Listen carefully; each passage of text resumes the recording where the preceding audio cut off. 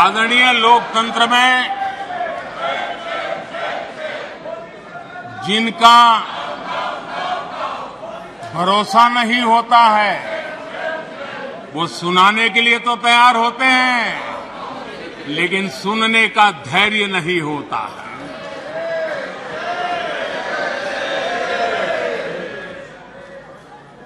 अपशब्द बोलो, भाग जाओ।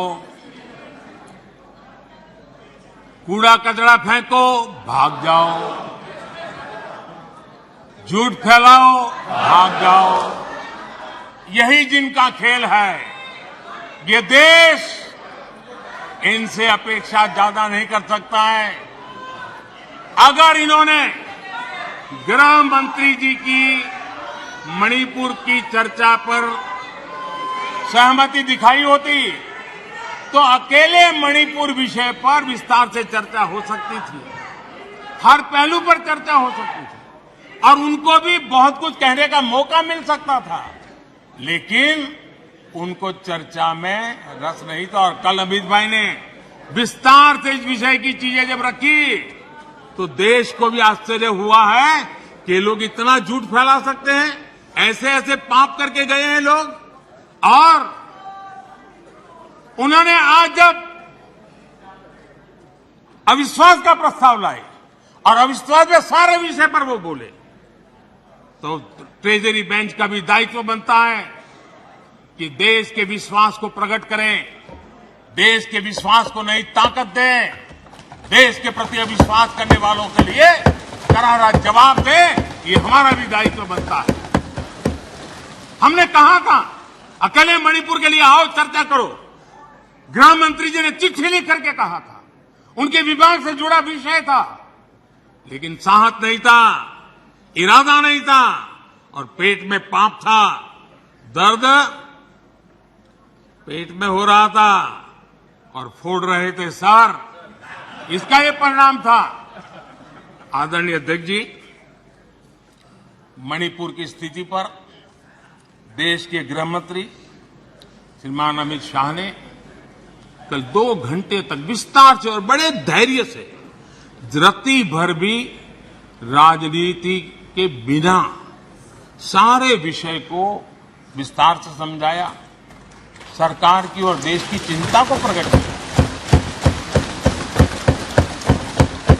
और उसमें देश की जनता को जागरूक करने का भी प्रयास था। उसमें इस पूरे सदन की तरफ से एक विश्वास का संदेश मणिपुर को पहुंचाने का इरादा था। उसमें जन सामान्य को शिक्षित करने का भी प्रयास था। एक नेक ईमानदारी से देश की भलाई के लिए और मणिपुर की समस्या के लिए रास्ते खोजना एक प्रयास था, लेकिन सिवाय राजनीति कुछ करना नहीं है। इसलिए इन्होंने यही खेल किए, यही स्थिति किया।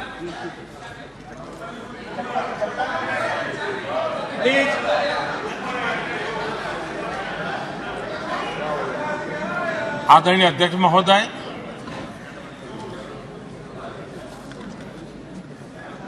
कल वैसे विस्तार से अमित भाई ने बताया है। मणिपुर में अदालत का एक फैसला आया। अब अदालतों में क्या हो रहा है वो हम जानते हैं। अब उसके पक्ष विपक्ष में जो परिस्थितियां बनी, हिंसा का दौर शुरू हो गया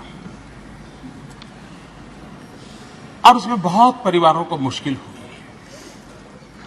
अनेकों ने अपने स्वजन भी खोए। महिलाओं के साथ गंभीर अपराध हुआ और ये अपराध अक्षम्य है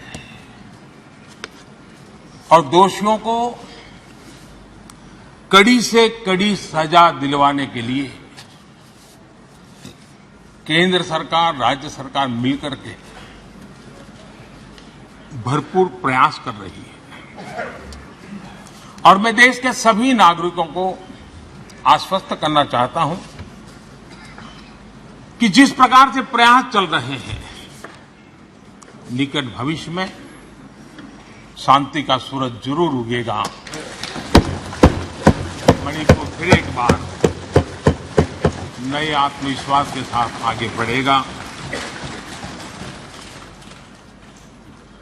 मैं मणिपुर के लोगों से भी आग्रहपूर्वक कहना चाहता हूं, वहां की माताओं, बहनों, बेटियों से कहना चाहता हूं, देश आपके साथ है। ये सदन आपके साथ है। हम सब मिलकर के, कोई यहां हो या ना हो, हम सब मिलकर के इस चुनौती का समाधान निकालेंगे। वहां फिर से शांति की स्थापना होगी। मैं मणिपुर के लोगों को विश्वास दिलाता हूं कि मणिपुर फिर विकास की राह पर तेज गति से आगे बढ़े। उसमें कोई प्रयासों में कोर कसर नहीं रहेगी। आदरणीय अध्यक्ष महोदय, यहां सदन में मां भारती के बारे में जो कहा गया है, उसने हर भारतीय की भावना को गहरी ठेस पहुंचाई।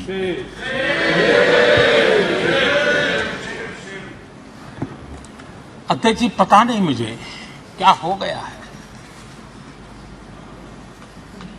सत्ता के बिना ऐसा हाल किसी का हो जाता है। सत्ता सुख के बिना जी नहीं सकते। और क्या क्या भाषा बोल रहे हैं। आदरणीय अध्यक्ष जी,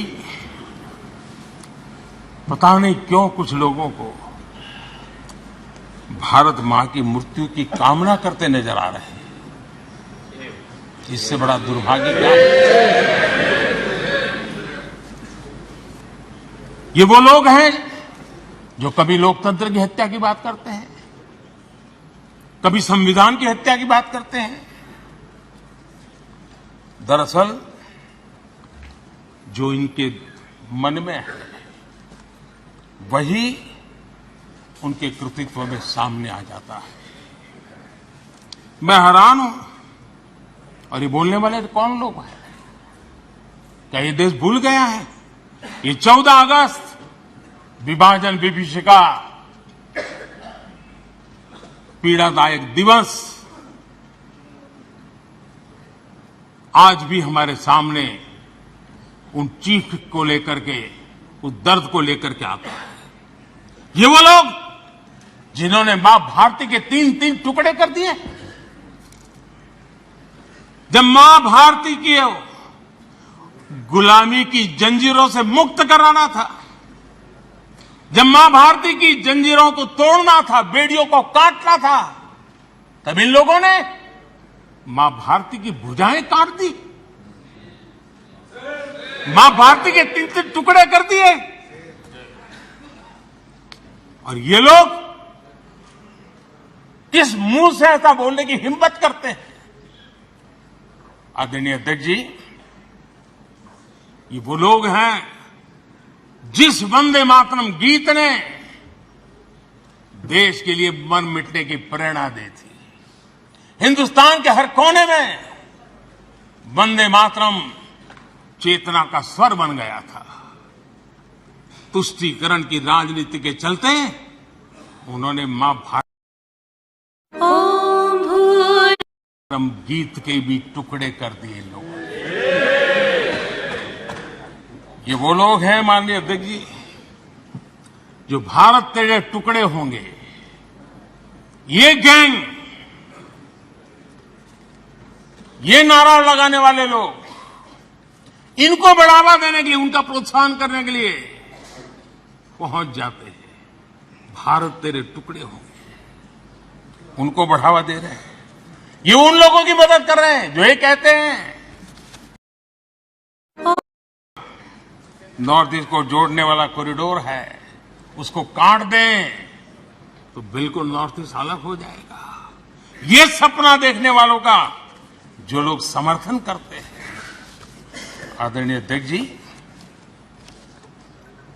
मैं जरा इनको, जहां भी हो, जरा मेरा सवाल अगल बगल में बैठे हुए को जवाब दें। ये जो बाहर गए ना, उनको जरा पूछें ये कच्छ तीवू क्या है? कोई पूछे इनको कच्छ तीवू क्या है? इतनी बड़ी बातें करते हैं ना, आज मैं बताना चाहता हूं ये कच्छ तीवू। और ये कच्छ तीवू कहां आया, जरा उनको पूछ लीजिए। इतनी बड़ी बातें लिख करके देश को गुमराह करने का प्रयास कर रहे हैं। और ये डीएमके वाले, उनकी सरकार, उनके मुख्यमंत्री मुझे चिट्ठी लिखते हैं, अभी भी लिखते हैं और कहते हैं मोदी जी कच्छ तीवू वापस ले आइए। एक कच्छ तीवू है क्या? किसने किया? तमिलनाडु से आगे श्रीलंका के पहले एक टापू किसने किसी दूसरे देश को दे दिया था? कब दिया था? कहां गई थी? क्या ये भारत माता नहीं थी वहां? क्या वो मां भारती का अंग नहीं था? और इसको भी आपने तोड़ा।